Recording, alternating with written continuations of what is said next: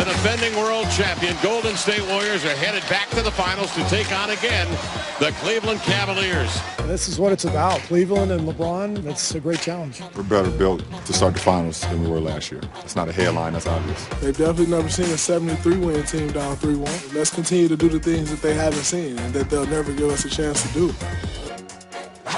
The rematch of last year's NBA Finals. Of course, the Warriors had a tough road getting there, 7-game series. The Cavs, meanwhile, ran through the East with ease. But different story here with the Cavs being at full strength. So, Stephen A., who should be more confident going into this game now or the series?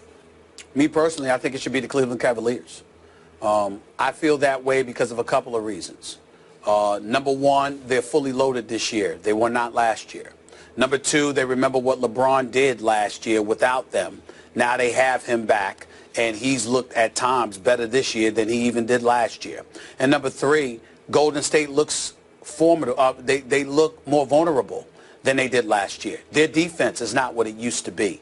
And speaking to Rick Barry the other day, you know, Skip's friend, a Hall of Famer, somebody that I recognize as one of the great basketball minds out there, who watches Golden State religiously, literally talks all the time about how they don't look the same and how they need to play better.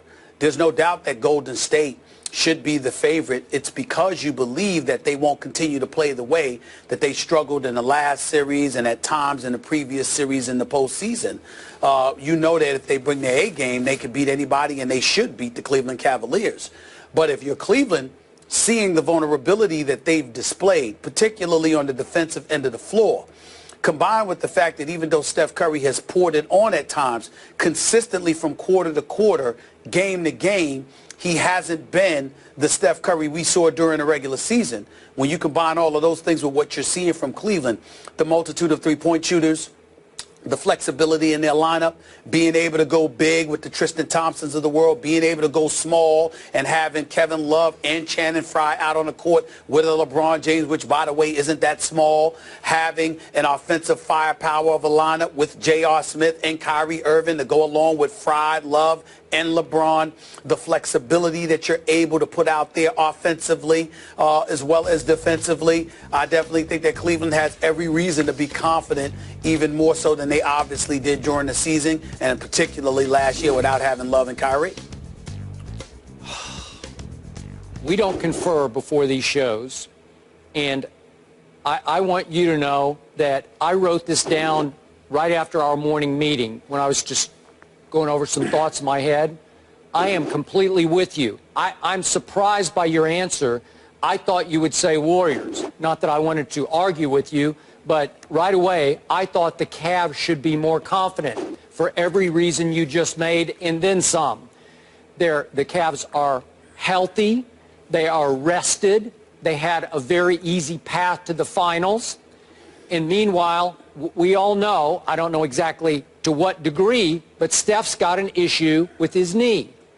And Golden State has an issue with its battered psyche. That was hard what they just did. They were down 3-1, and they had to win 3 straight games against that bunch, the Oklahoma City Thunder, who often look like the dominant team in that series.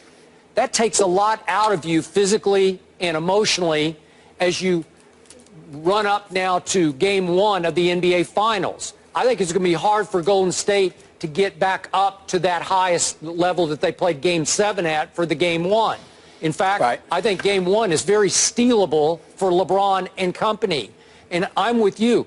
LeBron, I've never seen him play better all-around overall basketball than he's been playing of late. And that team clicked. It gelled. It came together right on schedule. And as Tyronn Lue was saying yesterday, not until the last 3 weeks of the regular season did Kyrie's knee get to 100% healthy. Kyrie talked about it yesterday. He can now get out of bed and put both feet on the floor with 1,000% confidence in that surgically repaired knee that some mornings earlier in the season was pretty stiff when he got up. It's not stiff anymore. They're right. They're ready.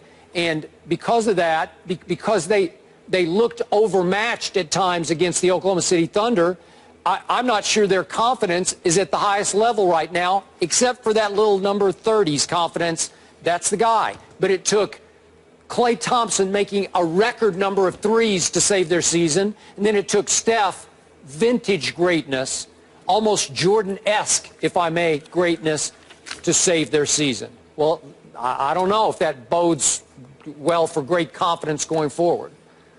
I don't know either, to be quite honest with you, but I definitely think that Cleveland has more of a reason to be confident right now. Where that gets them remains to be seen.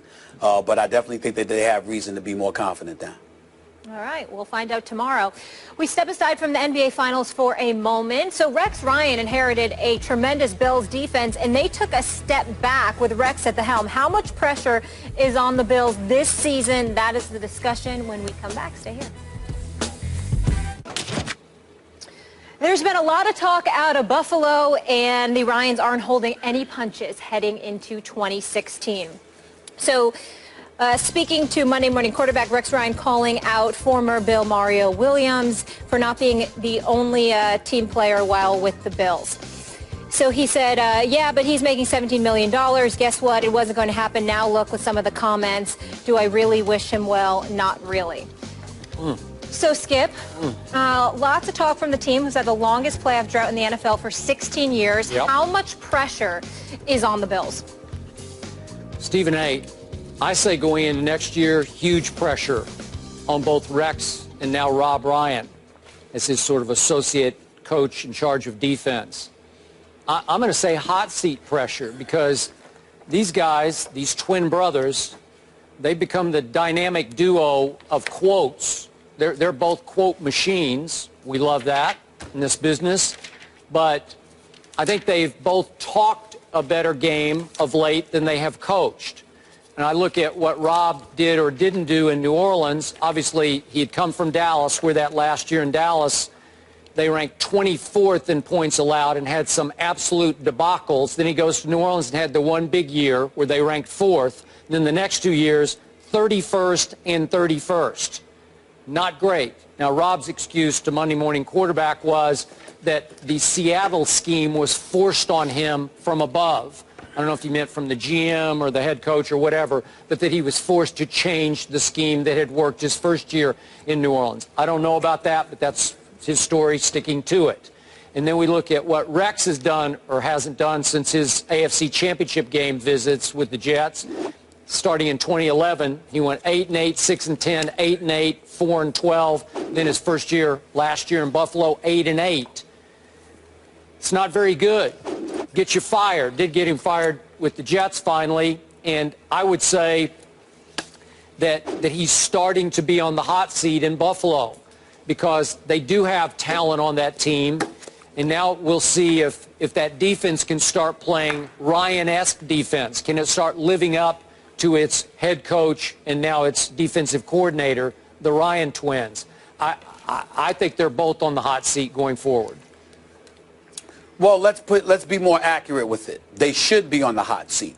With the money that the Buffalo Bills invested in Rex Ryan, we don't know if it's officially going to be the case, but they should be on the hot seat. It's for a couple of reasons. First of all, let me say this about Rob Ryan. My problem with Rob Ryan, I believe that the man is hard-headed.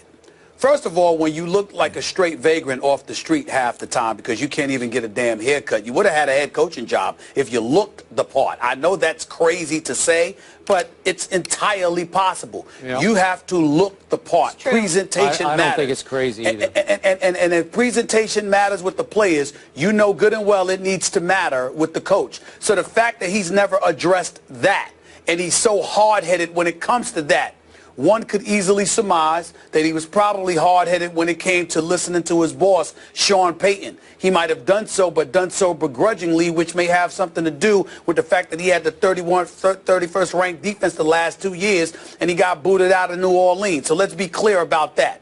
By the way, I didn't hear anybody willing to knock down his door before his brother came to save the day. Nepotism so live and well. Isn't it a beautiful thing, Skip Bayless? Nevertheless, let's get to this Buffalo Bills situation.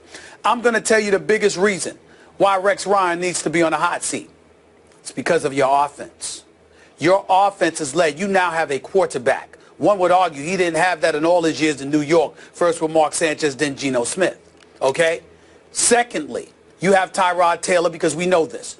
This man, not only phenomenal running the football as a quarterback, so he's a dual threat, but only threw 9 interceptions. And as a team, they only turned over the ball 19 times. Those are both franchise records in terms of, of level production. You don't usually expect that from a Rex Ryan offense. But that's what they gave you in Buffalo. And since defense is supposed to be your signature, why the hell are you missing the playoffs if your offense showed up and produced? That's a problem, because now we're looking at this defense. We prided ourselves in looking at Rex Ryan as being somebody who adapted to the talent as he had, as opposed to forcing them to adapt to his 3-4 scheme. Now, I'm no big fan of Mario Williams. I think he spent half his career stealing money. Even though I think he could play, I question his level of dedication. But nevertheless, 2 years prior to Rex Ryan arriving, they registered 111 sacks, including 54 the year before he arrived. Last year, they went from 54 sacks to Rex Ryan's first year when they went to 21. 54 to 21. You had 3 Pro Bowlers on your defensive line. Last year, you had 0. And so when I look at it from that perspective, to me, that's about Rex Ryan. Whatever issues exist clearly reside on the defensive side of the ball. That's supposed to be where your bread and butter is made. If you can't fix this defense, why are you a head coach? Because Rex Ryan has never been confused as being an offensive genius. That's not who he is. It's about defense. That's why he should be on the hot seat, because this defense is the problem, and that's supposed to be his strength. And by the way, that Brady guy still plays quarterback in New England, last time I checked. Makes it pretty tough. Yeah, it does. Bills haven't won the AFC East since 1995. A lot has to do with that guy, even though he came later. Sleeper watch. So Team Delhi took the world by storm during last year's finals, but who's the sleeper that will shine in 2016? Find out who the fellas are eyeing when we come back.